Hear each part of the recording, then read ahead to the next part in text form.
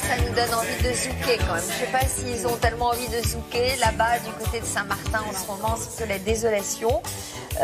On va parler de l'aloe vera. Je ne sais pas s'il pousse aux Antilles, peut-être. Subtropical et tropical. Maintenant, on en trouve un peu partout dans les régions chaudes. C'est un véritable couteau suisse de multiples activités, de multiples propriétés. Surtout. Absolument, capable d'agir sur tous les fronts. Alors, je vous dis, soulager les brûlures, les piqûres d'insectes, les coups de soleil, limiter le diabète et limiter les reflux gastro-œsophagiens. Alors, pour les plus sceptiques, parce qu'effectivement, on parle de beaucoup d'intérêt, pour les plus sceptiques, sachez que c'est très sérieux. D'ailleurs, à l'hôpital de Bordeaux, au CHU de Bordeaux, il y a maintenant une équipe avec le professeur Pellissier qui travaille en chirurgie plastique. Et bien, cette équipe travaille avec l'aloe vera pour tenter de faire guérir, de cicatriser des plaies qui sont récalcitrantes. C'est-à-dire que ce sont des plaies qui n'ont pas réussi à guérir, à être cicatrisées grâce au traitement classique.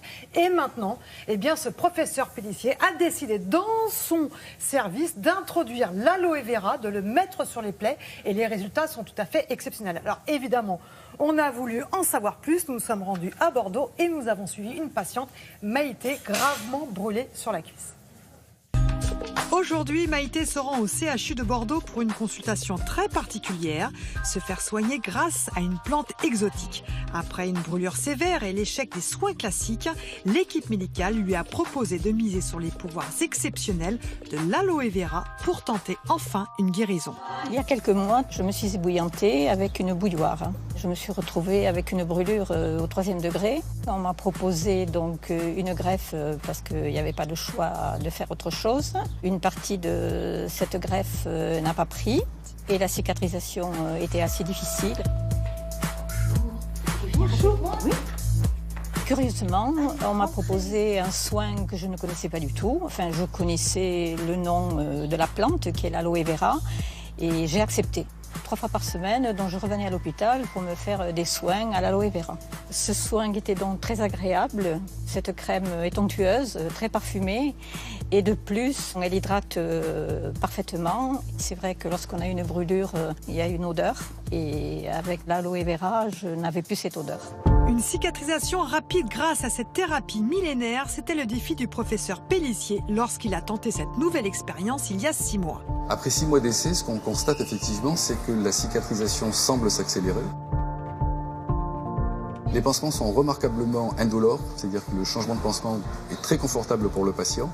Et on a également une réduction de l'inflammation de la plaie elle-même, mais surtout des tissus autour de la plaie, ce qui permet une meilleure cicatrisation. Les études précédentes ont montré que l'aloe vera contient des composés extrêmement intéressants, des oligo-éléments ou des facteurs de croissance, qui permettent de booster la cicatrisation tout d'abord, mais également de lutter contre la douleur d'une part, et contre l'inflammation de la plaie et des tissus environnants d'autre part, ce qui le rend donc très intéressant dans la cicatrisation des plaies chroniques. Là, nous en sommes à 3 mois Oui. de plaie. Oui. Et ça fait 3 semaines que nous ne nous sommes pas vus. Oui. Mais c'est guéri. Maintenant, je l'utilise régulièrement pour mon corps et puis pour tous les petits bobos qu'on peut avoir, c'est-à-dire une piqûre, un bleu, etc. quoi.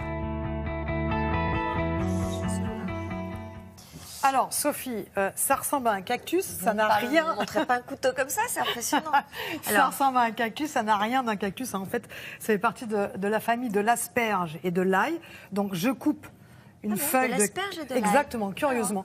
Je coupe une feuille de cactus.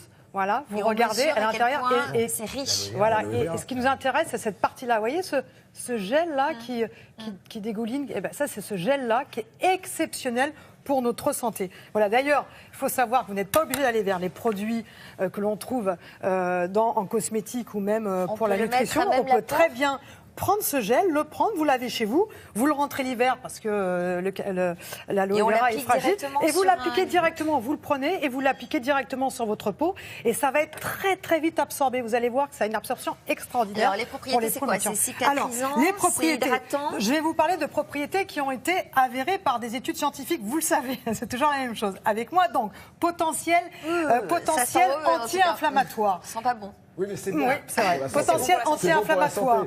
plus anti-inflammatoire que les autres plantes qui sont utilisées contre les coups de soleil. Potentiel sur la glycémie. On sait que quand on consomme de l'aloe vera, eh bien finalement, on va rendre l'insuline, cette hormone qui est chargée de limiter le taux de sucre dans le sang, plus efficace. Potentiel contre les troubles digestifs. Pourquoi? Eh bien parce que elle permet de limiter la sécrétion d'acide chlorhydrique dans votre estomac. C'est pour cette raison que maintenant, en pharmacie, vous avez, Sophie, des produits à base d'aloe vera que vous pouvez boire matin et soir, qui sont très efficaces pour les gens qui ont des reflux gastro-œsophagiens et qui ont des brûlures.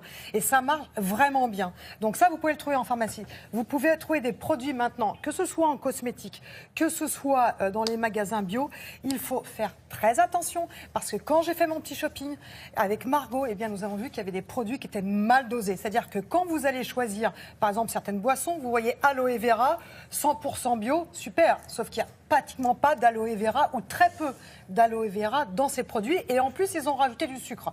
Donc, pas d'intérêt. Il faut aller vers des produits de très bonne qualité où vous voyez qu'il y a un minimum 80% d'aloe vera et quand ils ont respecté le process de fabrication pour avoir des bons nutriments dedans. Donc ça, c'est important. Et puis là, pour les peaux matures, pour la beauté, pour hydrater les mains. Et puis ça, c'est pour la santé.